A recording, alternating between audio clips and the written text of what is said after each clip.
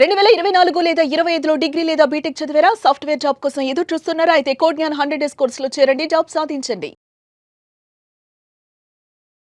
Vaidik science ప్రకారం కనుక మనం చూసుకుంటే నరదృష్టి ప్రభావం అనేది ఎన్ని రకాలుగా ఉండేటువంటి అవకాశం ఉంటుంది. అండ్ నక్షత్రాల పరంగా చూసుకుంటే ఎస్పెషల్లీ విమెన్కి ఏ విధంగా ఎఫెక్ట్ ఉండేటువంటి అవకాశం ఉంటుందనేది ఈరోజు మనతో పాటు వేదిక్ ఆస్ట్రాలజీ ఉమా గారు ఉన్నారు. వారి మాట్లాడి తెలుసుకుందాం. నమస్కారం ఉమా గారు. నమస్తే నాగరాజు గారు. వేదిక్ ఆస్ట్రాలజీ ప్రకారం కనుక మనం చూసుకుంటే అండి నరదృష్టి అనేది ఎన్ని రకాలుగా ఉండేటువంటి అవకాశం ఉంటుంది? తప్పకుండా అండి. నరదృష్టి అనేటువంటిది ఎప్పుడైనా సరే ఒక ఎక్స్టర్నల్ నెగటివ్ ఎనర్జీ అండి. అంటే మనిషి మీద ప్రభావితం అయ్యేటువంటిది. మానవుల మీదనే కాదు, ఈ యొక్క నెగటివ్ ఎనర్జీ అనేటువంటిది సర్వ జీవరాశుల మీద కనబడుతూ ఉంటుందన్నమాట. సో ఈ యొక్క సహజ సిద్ధంగానే నరదృష్టి అనేటువంటిది అనేక రూపాల్లో ఉన్నప్పటికీ కూడా అందులో ఉండేటువంటి 4 విధాలు ఏంటి అంటే, ఒకటి సామాన్యమైనటువంటి నరదృష్టి అండి. ఎప్పుడైనా మనం ఏదైనా చిన్న వస్తువు కొనుక్కున్నప్పుడు, ఏదైనా ఫంక్షన్కి వెళ్ళినప్పుడు, లేకపోతే కొత్త బట్టలు కొనుక్కున్నప్పుడు మనమే వెళ్ళి చూపిస్తూ ఉంటాం, ఇది కొనుక్కున్నామండి, ఇది బాగుంది అని చెప్పి మనమే పిలిచి మరి చూపిస్తూ ఉంటాం. అప్పుడు కలిగేటువంటి దృష్టినే సామాన్య దృష్టి అంటారండి. సో వీటి వల్ల స్వల్పమైనటువంటి అంటే మినిమల్ ఎఫెక్ట్ అనేటువంటిది ఉంటుంది. అది సహజ సిద్ధంగానే మన సాంప్రదాయంలో మనం చేసుకునే చిన్న క్రతువుల వల్ల, ఆచార వ్యవహారముల వల్ల, పూజల వల్ల ఆ దృష్టి ప్రభావం నెగటివ్ ఎనర్జీ పోతుంది. అయితే రెండవది తీవ్రమైనటువంటిది మహానరదృష్టి అనేటువంటిది ఉంటుందండి. అంటే ఎప్పుడైతే మహానరదృష్టి అనేటువంటిది సోకుతుందో మన ఆరా అనేటువంటిది బ్రేక్ అవుతుంది. ఎప్పుడైనా చూడండి, మన యొక్క గ్రహాల స్ట్రెంగ్త్ బాగున్నప్పుడు మన ఎనర్జీ అనేటువంటిది, మన ఆరా అనేటువంటిది స్ట్రాంగ్ అవుతుంది. ఏదైనా చెయ్యాలి, ఏదైనా చేయగలను అనేటువంటి స్టామినా మనలో వస్తుంది. ఎప్పుడైతే ఆ గ్రహాల యొక్క మూమెంట్ వీక్ అయినప్పుడు ఆరా కూడా చాలా వీక్ అవుతుంది. అంటే ప్లానెటరీ పొజిషన్స్ నుంచి వచ్చేటువంటి రేస్ మన శరీరం మీద పడడం వల్ల ఆరా వీక్ అవుతుంది. అప్పుడు యొక్క దృష్టి ప్రభావము అనేటువంటిది మరింత తీవ్రంగా అయ్యి యాక్సిడెంట్స్ అవ్వడం కానీ, ఇల్లు కొంటున్నప్పుడు కానీ, కడుతున్నప్పుడు కానీ మధ్యలో ఆగిపోవడం కానీ, తీవ్రమైన అనారోగ్య సమస్యలు కానీ, కొన్ని సందర్భాల్లో మరణానికి దారితీయడం కానీ, లేకపోతే ఇంట్లో ఉండేటువంటి కుటుంబ సభ్యులందరికీ కూడా ఒకరి తర్వాత ఒకరికి హెల్త్ ఇష్యూస్ విపరీతంగా పెరిగిపోతాయి. డబ్బు నిలబడదు. కుటుంబ సభ్యుల మధ్యలో తీవ్రమైన గొడవలు అనేటువంటివి చోటు చేసుకుంటూ ఉంటాయి. ఇవన్నీ కూడా మహానరదృష్టిలో భాగం అన్నమాట. ఇకపోతే మూడవది ఏంటి అంటే సంభోగ దృష్టి. అంటే భార్యాభర్తలకి రిలేషన్షిప్ మధ్యలో లవ్ విషయంలో ఎక్కువగా ఇది కనబడుతూ ఉంటుంది. ఎప్పుడైనా ఇద్దరు భార్యాభర్తలు ఉన్నప్పుడు వాళ్ళిద్దరి మధ్యలో వేరే మూడో వ్యక్తి ఒక ఇన్ఫ్లుయెన్స్ కనబడింది అనుకోండి, వీళ్ళిద్దరి మధ్యలో అనుమానమో, అవమానమో, విభేదాలో, వివాదాలో, విడాకులో ఏదోటి జరుగుతాయి. ఇది క్రమేపీ ఎక్స్ట్రా మ్యారిటల్ అఫైర్స్కి దారితీస్తూ ఉంటాయి. ఇది సంభోగ దృష్టి అనమాట. ఇకపోతే నాలుగవది ఏంటి అంటే సూక్ష్మ నరదృష్టి.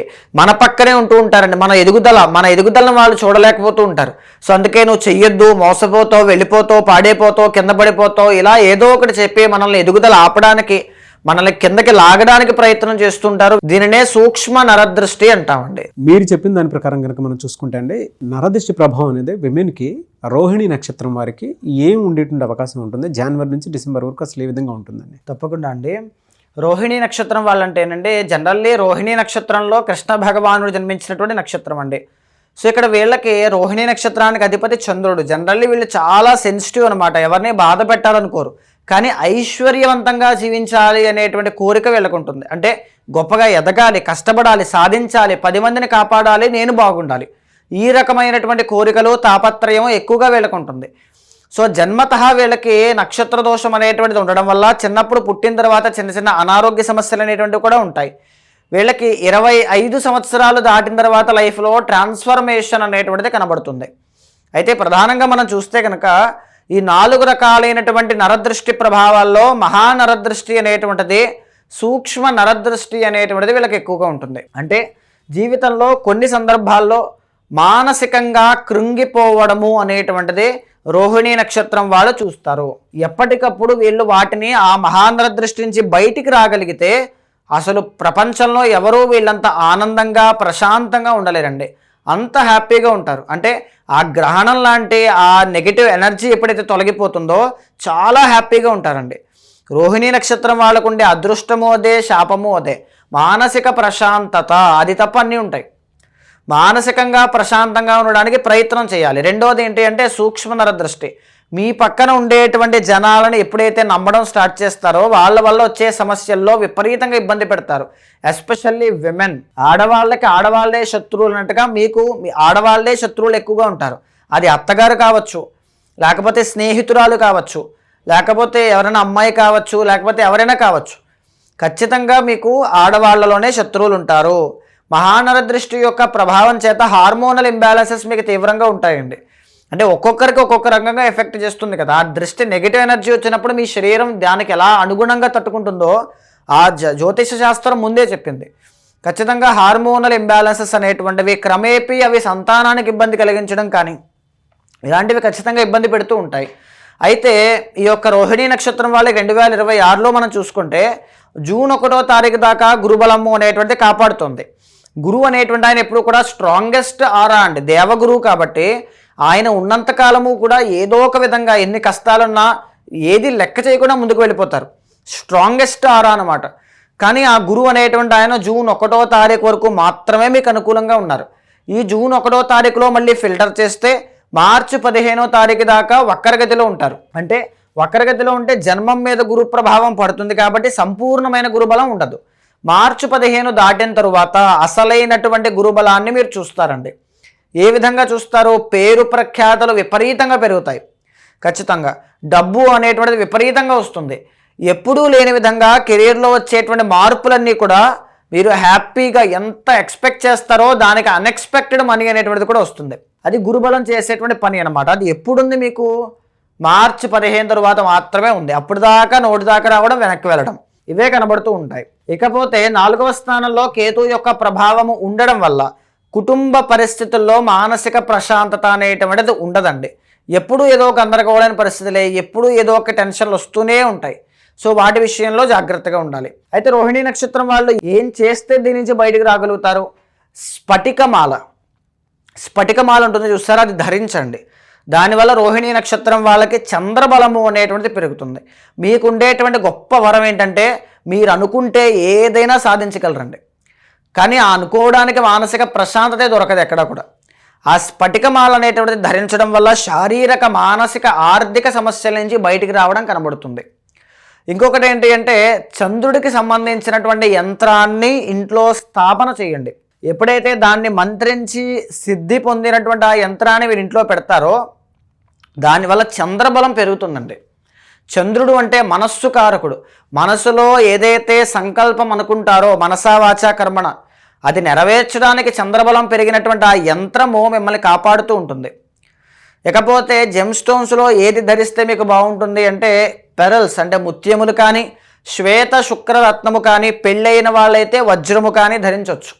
దానివల్ల శత్రు బాధల నుంచి బయటకు వస్తారు. హార్మోనల్ ఇంబ్యాలెన్సెస్ తగ్గుతాయి. పెళ్ళైన వాళ్ళే వజ్రం పెట్టుకోవాలి. సో ఈ విధంగా 2026వ సంవత్సరంలో ఎస్పెషల్లీ జూన్ 1వ తారీఖు దాటిన తర్వాత నుంచి శివ ఆరాధన ఎక్కువగా చేయడం స్టార్ట్ చేయండి. దానివల్ల ఆర్థికంగా ఎదుగుతారు. మీరు ఏదైనా ముఖ్యమైన నిర్ణయాలు, ప్రాజెక్టులు సైన్ చేయాలనుకుంటే జూన్ 1వ తారీఖు లోపులోనే, అది దాటింది అనుకుంటే దాంట్లో ఎదుగుదల ఉండదు.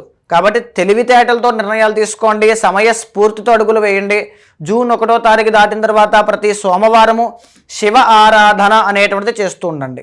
సో ఇవి కాకుండా ఇంకా ఎలాంటి రెమెడీస్ చేసుకుంటే బాగుంటుందండి? తప్పకుండా అండి. అలాంటి వాళ్ళందరికీ కూడా దృష్టి ప్రభావం నుంచి బయటికి రావడానికి, శత్రుపీడ కానీ, నరఘోష కానీ ఏదైనా ఉన్నా పోవడానికి రాబోయేటువంటి ఫిబ్రవరి 15వ తారీఖు మహాశివరాత్రి పర్వదినం రోజున సాయంత్రం నుంచి మొదలుపెట్టి జాగరణతో పాటుగా మహాన్యాసపూర్వక రుద్రాభిషేకం, ఏకాదశ రుద్రాభిషేకం, తర్వాత లక్ష బిల్వార్చన, మీ ఇంట్లో ధనధాన్యాలు అంటే అప్పుల బాధ కానీ, ఆర్థిక సమస్యలు కానీ ఉంటే పోవడానికి లక్ష్మీ గణపతి హోమం స్వయంగా మీ చేతుల మీదనే చేయించడం, తర్వాత సుదర్శన హోమం, నెగిటివ్ ఎనర్జీ, ఆరోగ్య సమస్యలు, శత్రు బాధలు, మీ చుట్టుపక్కల మిమ్మల్ని కావాలని ఇబ్బంది పెట్టేవాళ్ళు ఉంటారు వాళ్ళు కానీ, లేకపోతే మీ మీద ఏదో ఒక నెగిటివ్ ఎనర్జీ, ఒక ప్రయోగం కానీ ఏదో ఒకటి ఉంటుంది, దాని నుంచి బయటికి రావడానికి సుదర్శనం.